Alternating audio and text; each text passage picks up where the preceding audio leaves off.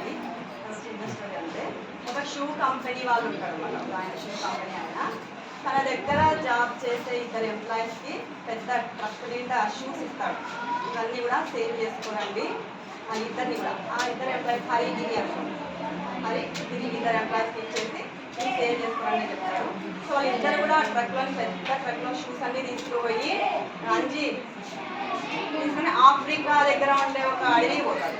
అడవి దగ్గర ఉండే ఒక పల్లెలు పోతారు. గిరిజనులు ఉంటారు కదా, గిరిజనులో ఉంటే అవన్నీ గూడేలు అవన్నీ ఉంటాయి కదా, అలాంటి పల్లెటూరుకి వెళ్తాడు. ఇద్దరు కూడా ఫస్ట్ ఒక ఆయన వెళ్తాడు, గిరి వెళ్తాడు. అక్కడ చూస్తే అంతా కూడా అనాగరికులు. వాళ్ళంతా కూడా ఎలా బతికేవాళ్ళు అంటే వేటాడుకొని జంతువులు వేటాడి దాని మీదనే వాళ్ళ జీవితాన్ని కొనసాగించుకుంటారు. సో గిరి అక్కడికి షూస్ అన్ని తీసుకోవాలి, పెద్ద ఖర్చు తీసుకొని చూస్తాడు. చూసి ఏంటబ్బా ఎంత ఇస్తున్నారు ప్రజలు, అంత అనాగరికులు ఉన్నారు.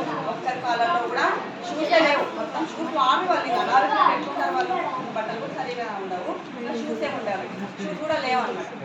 ఇలా షూస్ ఏమంటారు, వేస్ట్ ఎంత దూరం వ్యాపారం చేసుకొని వచ్చినాను, ఏం కొన్నారు ఇంకా వెళ్ళిపోదాం అబ్బా అని చెప్పి అక్కడ నుంచి వెళ్ళిపోతాం. ప్రయత్నం చేయడం వెళ్ళిపోతాం. అదే ఊరికే ఇదేమే కదా ఎవరు హరి వస్తాడు. అదే షూస్ వేసుకొని కండిషన్ వేసుకొని వస్తాడు. రాగానే అక్కడ ఉండే ప్రజలను చూసి ఒక్కసారి చాలా సంతోషపడతాడు, హ్యాపీగా ఫీల్ అవుతాడు అనమాట. అమ్మాయ ఇక్కడ గిరిజనులే కానీ ఇక్కడ వీళ్ళ కాళ్ళల్లో ఒక్కరికి కూడా ఏం లేవు, లేవు. నేను హ్యాపీగా ఈ షూస్ అన్నీ కూడా వీళ్ళకి అమ్మేసుకోవచ్చు అని చెప్పి ఆలోచించి హ్యాపీగా ఫీల్ అయ్యి వాళ్ళకి అంతా ఏం చెప్తాడు, కూర్చోబెట్టి బాగా మోటివేట్ చేస్తాడు అనమాట.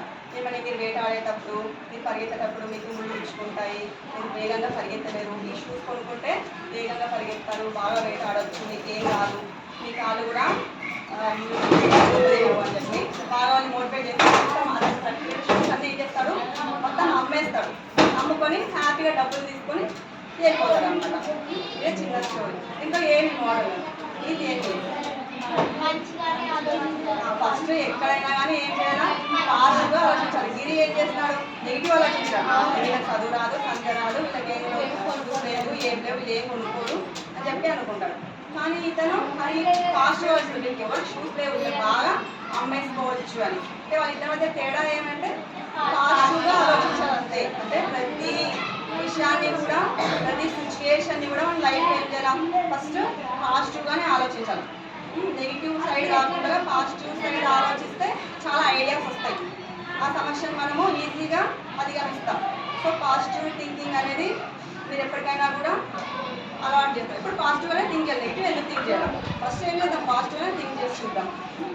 సో ఇది ఒక చిన్న మీకంతా కూడా ఆల్ ద బెస్ట్. బాగా చదవండి. అమ్మాయిలు కూడా సార్ వాళ్ళు చెప్తున్నారు 10th అట్లా ఆగిపోకుండా ఇక్కడ చదవాలని చాలా ఆశ ఉంది ఇక్కడ అందరికీ కూడా. ఇంటర్, డిగ్రీ, జాబ్స్ ఇవన్నీ